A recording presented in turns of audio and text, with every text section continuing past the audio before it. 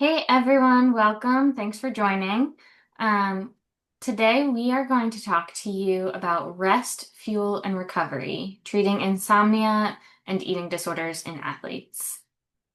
I am Kate Ringwood, um, and I am a therapist that specializes in helping athletes heal their relationship with body, food, and their sport. And hello, everybody. My name is Kasryn. I help exhausted adults break the cycle of sleepless nights using research-backed approaches. So I'm trained, my bread and butter is cognitive behavioral therapy for insomnia. A lot of people think of medications first for insomnia, but the first line treatment is a behavioral approach. So I'm excited to talk more about insomnia and sleep today in athletes. And we're so glad you're here. Quick disclaimer. This is for education. It's not a substitute for treatment. We're both licensed professionals, but we're not your therapist. So we can't offer medical advice or personalized advice.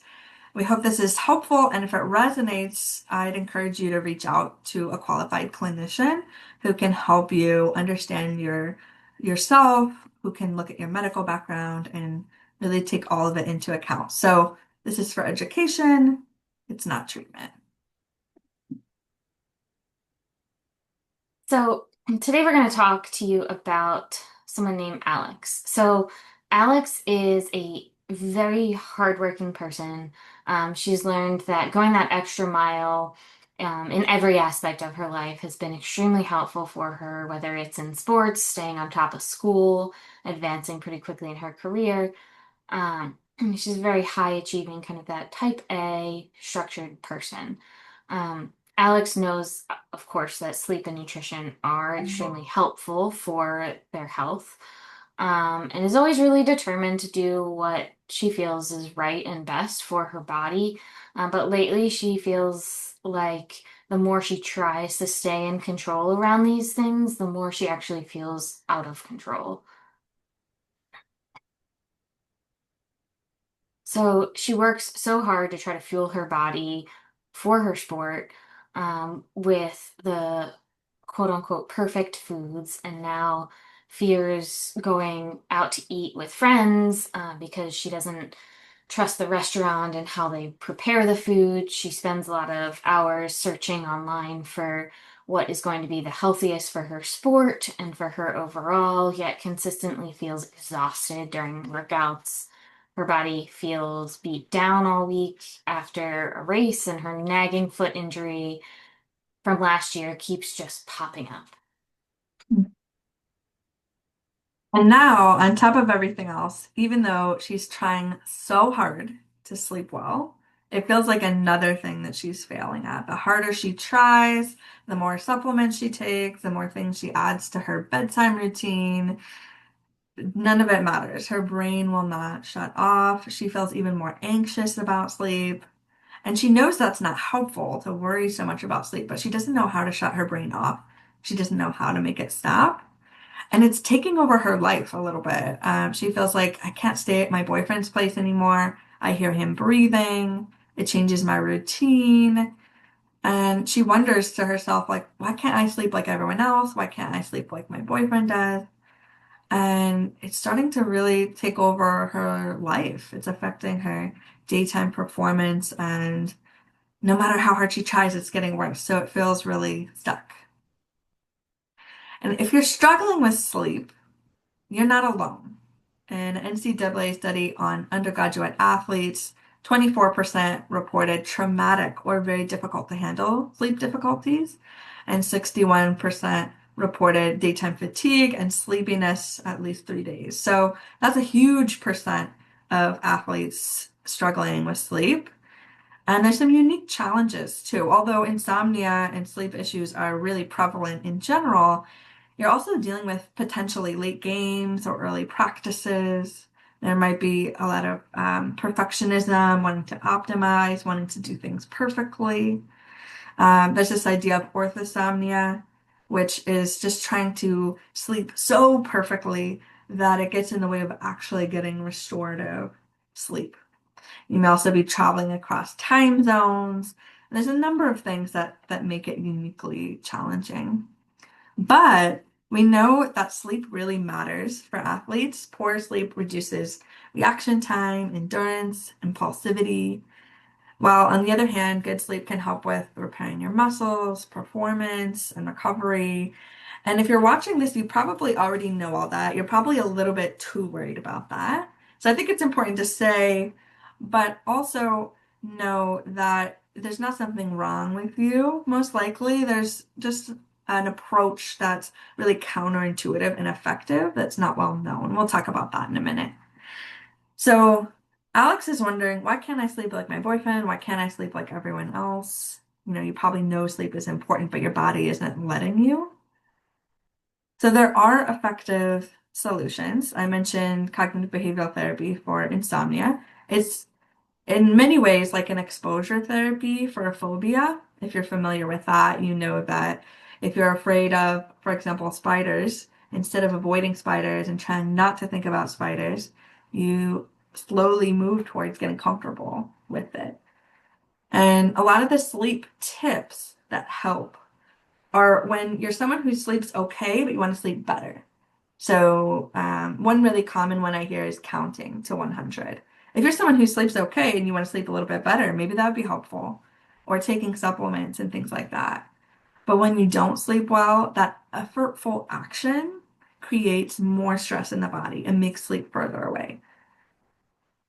So, to go into a little bit more detail on that, a lot of people wonder, why can't I sleep even when I'm trying hard? The trying hard itself is the opposite of sleep, which is disengagement, letting go, release, and not engaging in effortful action.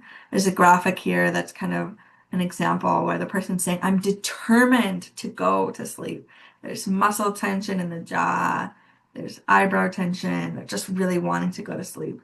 And that makes sleep go further away. And that's something you would probably know intuitively. But then what do you do, right? If you can't try to sleep, what do you do instead? Another thing that can come up is alarming beliefs about sleep. So if I don't sleep perfectly tonight, I'm gonna, flop the next day, or, I'm not gonna be able to perform my best, and I have to be my best tomorrow. This long-term insomnia is going to affect my health. There's a lot of alarming beliefs about sleep. These thoughts increase the heart rate, thinking scary things like that about sleep. While they're not always totally incorrect, it increases that tension, and there tends to be an overfocus on the alarming beliefs about sleep. And this leads to a cycle where there's the stress in the body leads to that tension, wound up feeling, which leads to sleep problems. That leads to more worry and stress, and it kind of creates this vicious cycle. Another thing that can happen is chasing sleep. So I often hear people say, I have to go to sleep when my body feels like it, or I'll miss the opportunity and I'll be up all night. So that might mean going to sleep at like 8 p.m. because they feel a little sleepy. But the body interprets that more as a nap, not ready for a full night of sleep. So then you're waking up, and that creates a self-fulfilling prophecy because the sleep drive or the sleep hunger is reduced from the nap. So then there's not enough sleep drive to stick through the night. And that creates something called sleep extension. So just to orient you to this graph, this happens to be a sleep schedule of 11 p.m. to 7 a.m. But this is just random times. You could put in anything here. The light blue is asleep, and the dark blue is awake. So we have periods of sleep episodes, and then we wake up after them. You may have heard about sleep stages, but essentially we go through 4 to 5 cycles of sleep a night and wake up roughly around after each cycle. When there's naps and going to bed early trying to catch sleep, that extends it and creates a habit of being awake in the night. So it's intuitive, right? We're trying to adapt. So this is the initial insomnia episode. Maybe there was a really stressful event, a big test, a breakup, anything that led to less sleep. We're trying to adapt by extending the sleep window, but it just creates a habit of sleeplessness in the body. Not something you're thinking about. It's just happening more physically. So something you might be wondering is, okay, is it bad enough though? Like, how do I know if it's bad enough to be considered insomnia? So for a real answer, a true answer, you're going to have to consult with a healthcare provider. This is for educational purposes only. But typically, we're looking for at least one type of insomnia. So difficulty falling asleep, staying asleep, or waking up too early. It's pretty rare to have all three, but it's not impossible. Typically, we're looking for at least 3 nights a week or longer. It doesn't have to be every single night, but at least 3 nights per week, and for at least 3 months. And the difficulty can be tricky for people. Like, how do I know if it's enough to be difficulty? So, you can talk to a healthcare provider, but a general rule is looking for more than 30 minutes of awake time at night or longer than 30 minutes to fall asleep. But if it bothers you, it's worth checking out and looking into it. So what do I do about it? Right? If all of the sleep tips are just gonna make it worse, and my sleep is really bothering me, what can I do about it? So there's the therapy I mentioned earlier. Cognitive behavioral therapy is the first line recommended treatment. It helps you reset and heal your natural sleep mechanism. So strategically time the sleep. When I talked about the sleep extension that's happening, we're going to consolidate the sleep. We're going to make it fit so that your body gets used to sleeping well. We increase quality, then quantity. We'll also challenge your alarming beliefs about sleep and change your relationship with sleep so that you're not gaslighting yourself. You're not saying it's the best thing ever when I don't sleep at all. That's not the goal, but rather to think about it in a different way and know that stressing about sleep, kind of coming back to Alex's story, the harder you try at something, it's helped her in the daytime. But at night, it just gets in the way of achieving the goal. That will change that relationship to sleep. And then we'll also leverage something called classical conditioning. You may have heard of Pavlov's dogs, where they were conditioned to salivate in response to a bell. You can look that up later if you are interested. But basically, we'll train your body to sleep in the bed. So there's an option we can do all of that. You can also look at self-guided resources to work at these different methods. There's books and apps. At the end of the presentation, there'll be some resources so you can find some of the specific books and apps that can help with this approach. And I'll hand it over to Kate. Thank you.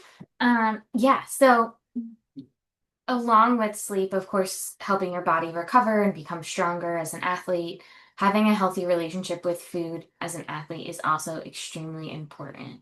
A couple things that we're going to talk about today is relative energy deficiency in sport, what that is, what it means, how it impacts your body, how shame intersects with body image, and shifting your thoughts and language.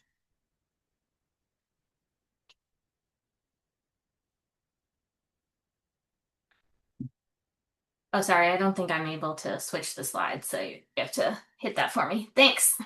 Awesome. All right.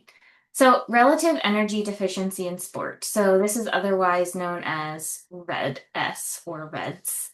And this is basically when energy intake chronically falls short of energy requirements, or the amount of energy that we expend as we're working out.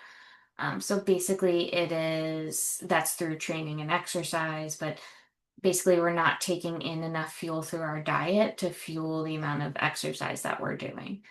And this can actually take place in both males and female athletes. Um, and there's a lot of different consequences. So go ahead, you can go to the next slide. Okay, so consequences of REDS is basically that it impacts every organ system in the body, including the heart, brain, endocrine, immune system, reproductive system. One that a lot of folks may know is the loss of a period. And through what used to be called the female athlete triad. This was before REDS was a thing. It was basically showed the impact that underfueling can have on female bodies, and that tends to lead to poor bone health and loss of period. However, they have recently now understand more that this actually impacts males as well as and also basically every single system in your body. Um, okay, you can go ahead on to the next slide. So there's specific performance consequences for athletes specifically. And this is loss of energy and increased risk of injury. So the hormone imbalances affect both male and females differently. For females specifically, there is their hormone imbalances tends to lead to lower bone density, which creates a higher risk of stress fractures and things along those lines. Intense dieting can negatively impact VO2 max and running speed, decrease concentration and ability to manage your emotions within your sport. So if you tend to get a lot of anxiety around, um, like the day of a big competition or a race, it can be actually harder to manage those emotions. And then excessive exercise and restricting often leads to dehydration, which of course can compromise performance as well, especially in this brutal heat that we're having.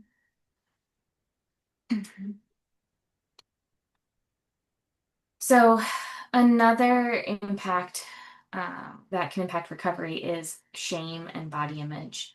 About half of girls ages just 6 to 12 are concerned about their weight, and almost 80% of those on diets actually report coping with stigma against their weight by eating more food.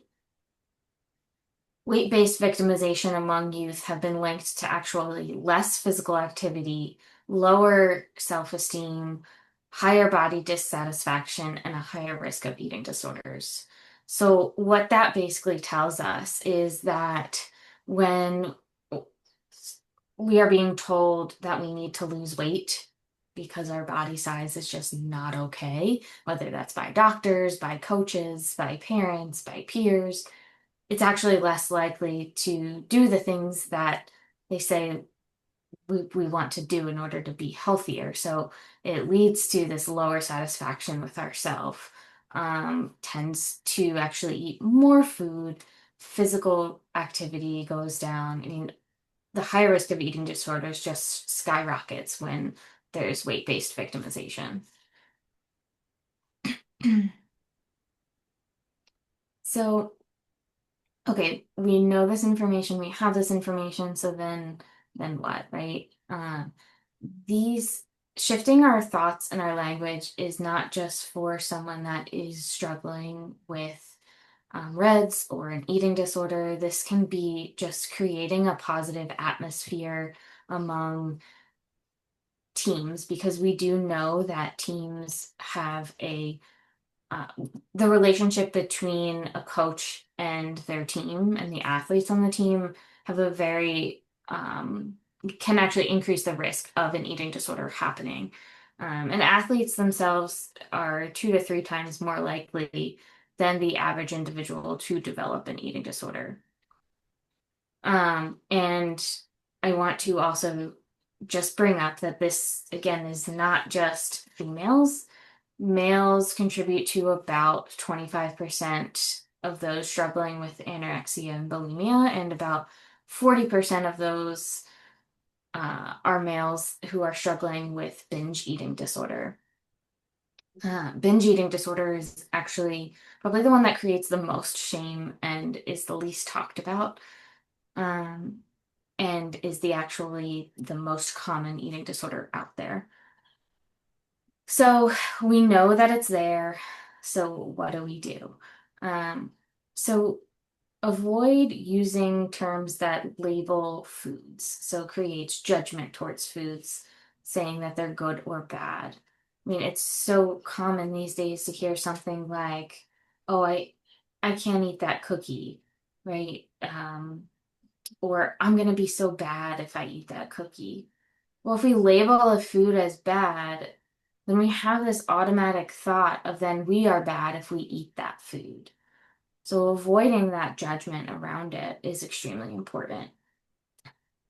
Remember, foods don't need to be earned.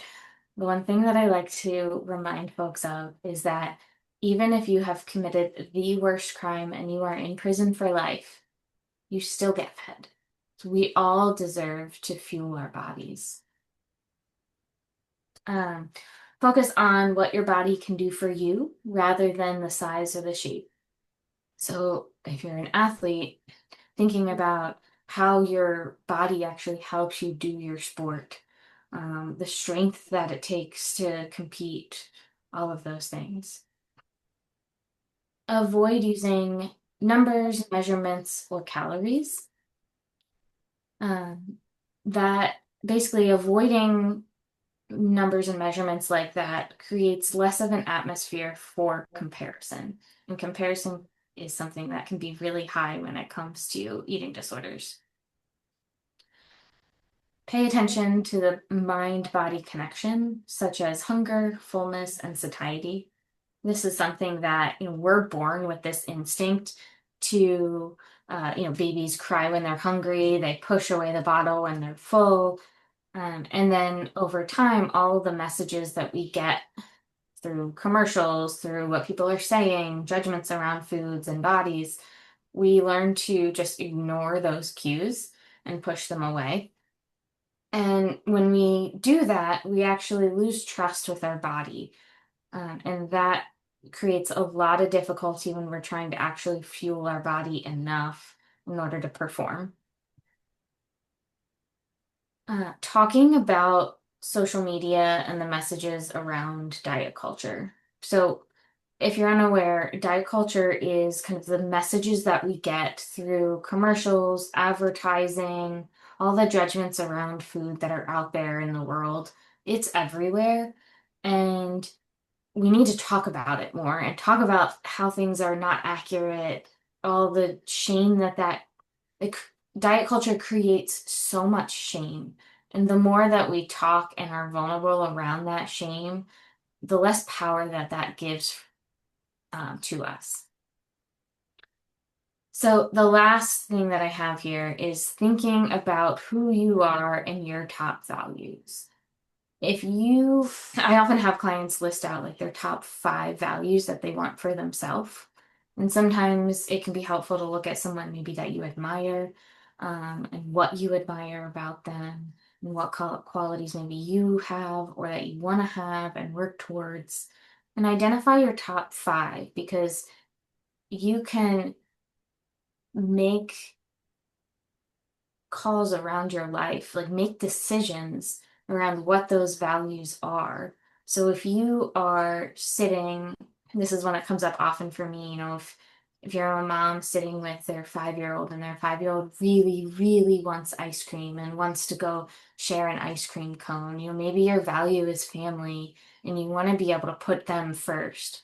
And so you have to make that decision then to lean towards your value of family versus maybe those disordered thoughts that you may have.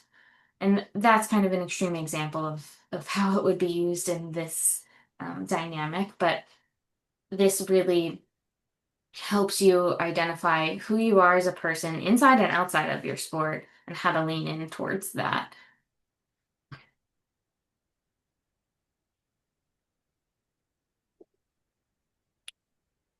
So this brings us back to Alex's story. So Alex is nervous, and the messy middle can be really scary as she steps into maybe seeking help. But she realizes that she doesn't want to have to do this alone. She reaches out for help, And while it can be really uncomfortable, she knows it will result in better sleep and a better relationship with food.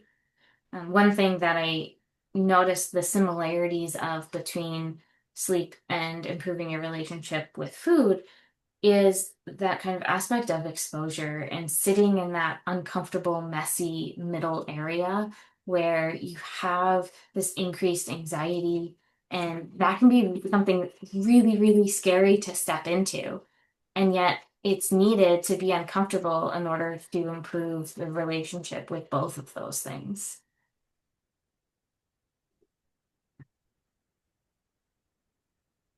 So we can challenge we can be challenging scary foods in order to gain flexibility with the foods. And this results ultimately in less stress and anxiety over the choices that Alex is making on a daily basis. She will learn that her stomach can adapt to eating closer to workouts and leaving her feeling more energized with a faster ability to recover from tough races and workouts. Over time, her bone strength will increase and that nagging foot injury will disappear and never come back. She'll be able to truly test what foods feel good for her own unique body without feeling certain judgment around what is right and wrong. Yeah, absolutely. There's so much overlap in the exposure. And with sleep, she learns that trying to force herself to sleep is like just calm down and telling herself to do that, it only backfires. That trying, especially effortful trying, makes sleep less likely. And instead, she learns that loosening her grip on sleeping perfectly, which is scary, it allows her to sleep more and feel more well rested too. And it allows sleep to come on its own. So instead of spending hours trying to sleep, she enjoys her evening and she gets good rest that she can count on. She's trained her body to sleep in the bed, not with her thinking mind, not with trying to convince herself to sleep, but it's just something her body's doing on its own. And she starts to notice that once again, the bed is a safe and restful place instead of a source of tension.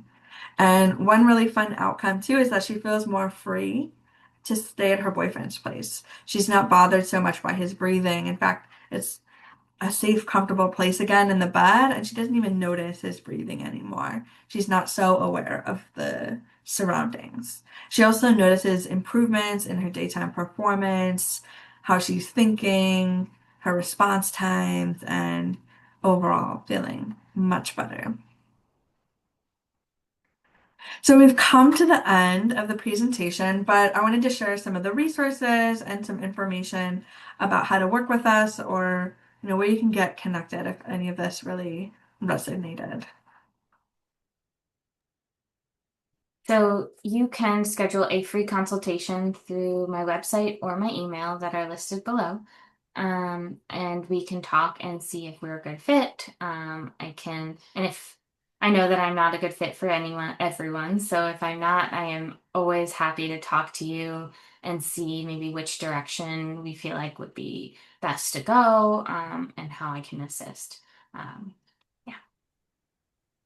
Very cool. I'm also happy to serve as a resource too. Sleep medicine, behavioral sleep medicine in particular, is a best kept secret. And so feel free to reach out and I can get you pointed in the right direction, even if that's not working with me. I have a wide range of colleagues who do this insomnia and sleep disorder work, and I'm happy to get people connected. You can schedule a free consultation by emailing me or checking out my website. You can learn more there too about the sleep therapy step by step. It's on the website, and I really encourage you to reach out. For sleep resources, I mentioned I'd share apps and books and where to find more information. You can find apps for sleep here. There's a couple links. There's a couple book options here. And then I serve clients one-on-one in Pennsylvania, New Jersey, and Vermont. If you're not in one of those states, do feel free to reach out as well. But you can also find a directory of sleep providers in these two places. And one final thing I forgot to mention is if your team or your organization needs someone to come and talk about sleep and you want support in that way, I also offer speaking engagements and talks. I think Kate might do the same too. So I'll let you share your resources and any additional things. Awesome. Yeah. So, yeah, I also do talks if anyone wants to learn more or educate. I do talks for different teams, things like that. Um, I am also only licensed in specific states. Those are New Jersey, Pennsylvania, Maryland, Florida, Vermont, and Arizona. And this resource below, a directory of providers that work specifically with eating disorders or disordered eating among athletes is lane9.com. That is a organization that is set up specifically for athletes, working with female athletes, even more specifically around these topics. And it's everything from therapists, dietitians, physical therapists, doctors, you name it in the athletic world. And you can basically find it. Uh, Trainers. Um, and then a couple podcasts, Lane 9 Project Podcast, same organization, amazing podcast, focuses a lot on runners specifically. The Appetite is run by Opal Food and Body, which is an eating disorder treatment facility in Seattle. Also amazing. And then Fit for a Queen is a good one as well. A couple books, Running in Silence and Brave Enough. One's by a runner, one's by a skier. Just some different perspectives on their own battles with sport and eating disorders. Okay, cool. Any final things that you wanted to share or mention before we wrap up? Yeah, I'm sure this was a lot of information for a lot of folks, and it can be a bit overwhelming. And this is something that you have to go at your own pace. And so I welcome folks of no matter where you are in your journey with disordered eating or an eating disorder, you don't have to be diagnosed with one in order to come and talk to me. Just I assume the same for you, where they don't need to be diagnosed with some sleep disorder in order to seek help or just talk to someone. And so I encourage you just to make that first really difficult step because that is the most vulnerable, hardest part. And know that there's people out there to help support you and you don't have to be alone. Yeah, yeah, absolutely. Yeah, that next step where it can be overwhelming thinking about how do I do this and what's the next um and really it's just the next step and taking that. So thank you to everyone for watching. You made it all the way to the end. It was a pleasure speaking with you, Kate. I really Yeah, enjoyed the opportunity and thank you to everybody watching. awesome. All Yeah. right.